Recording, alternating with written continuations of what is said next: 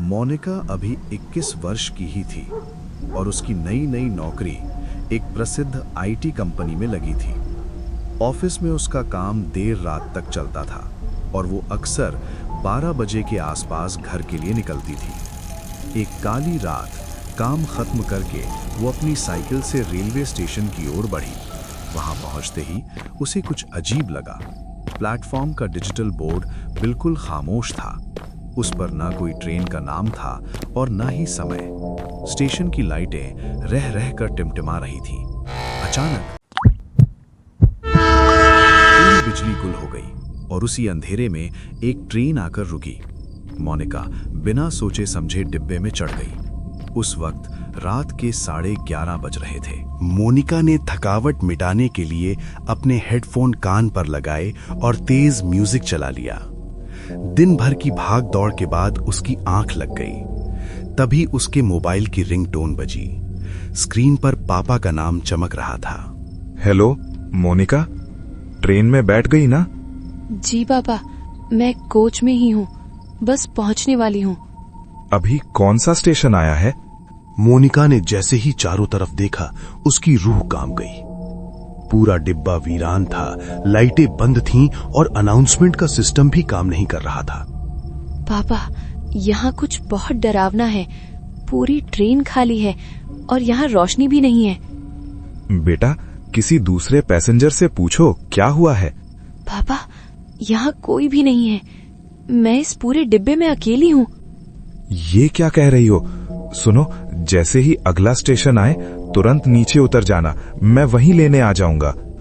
आमतौर पर यह ट्रेन हर 10 मिनट में स्टेशन बदलती थी, लेकिन आज आधा घंटा बीत गया और ट्रेन रुकने का नाम नहीं ले रही थी। मोनिका घबराकर मोबाइल की रोशनी में ड्राइवर के केबिन तक पहुंची। उसने पागलों की तरह दरवाजा पीटा, लेकिन अंदर मौत जैसा सन्नाटा था। कोई जवाब नहीं आया। डर के मारे वो वापस अपनी सीट पर आकर सुबकने लगी। कुछ देर बाद ट्रेन की रफ्तार धीमी हुई और वो एक अनजान से स्टेशन पर खड़ी हो गई। बाहर सघन अंधेरा था और दूर दूर तक कोई परिंदा भी नजर नहीं आ रहा था। उसने फिर पापा को फोन मिलाया। पापा, ट्रेन रुक गई है, पर ये स्टेशन बहुत अजीब है। यहाँ सन्नाटा पसरा हुआ है। बेटा, फोन पर अपनी लोकेशन देखो। मोनिका ने मैप खोला, लेकिन जीपीएस उस अनजान जगह को ढूंढ ही नहीं पा रहा था। वो हिम्मत करके नीचे उतरी ताकि स्टेशन का नाम पढ़ सके। जैसे ही उसकी टॉर्च की रोशनी एक बोर्ड पर पड़ी, वो सुन्न रह गई। वो बोर्ड इंसानी खून से नहाया हुआ था और उससे ताजा लहू नीचे गिर रहा था। मोनिका बदहवास होकर उल्टे पांव भागी, तभी पापा की कॉल आई। घबराओ मत मोनिका, जिस पटरी से ट्रेन आई है उसी के साथ साथ पीछे की तरफ भागो।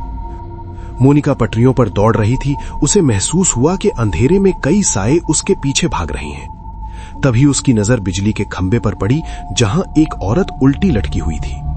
वो खून से लथपथ थी और मोनिका को देखकर बड़ी डरावनी हंसी हंस रही थी। वहां से मोनिका और तेज भागी तो सामने से एक कटा फटा आदमी लड़खड़ाता हुआ आया। उसका चेहरा किसी हादसे में कुचला हुआ लग रहा था। वो हाथ के इशारे से मोनिका को आगे जाने से रोक रहा था। तभी मोनिका को सड़क किनारे एक कार खड़ी मिली, जिसकी लाइटें जल रही थीं। उसे लगा कि अब वो बच जाएगी। कार से एक व्यक्ति बाहर आया। आप इस वक्त यहाँ क्या कर रही हैं? आप बहुत डरी हुई लग रही हैं। क्या मैं आपकी मदद करूं? जी, मुझे यहाँ से ले चलिए।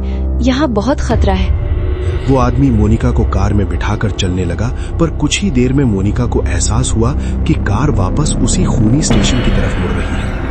नहीं, आप गलत जा रहे हैं। मुझे वहाँ वापस नहीं जाना।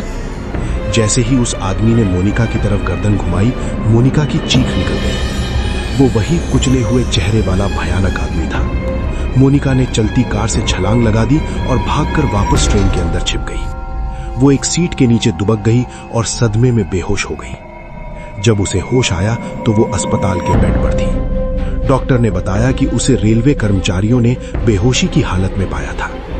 मोनिका ने कांपते हाथों से फिर पापा को फोन किया। मोनिका, तू ठीक तो है? पिछले 3 घंटों से तेरा कोई पता नहीं था। तूने एक बार भी फोन क्यों नहीं किया?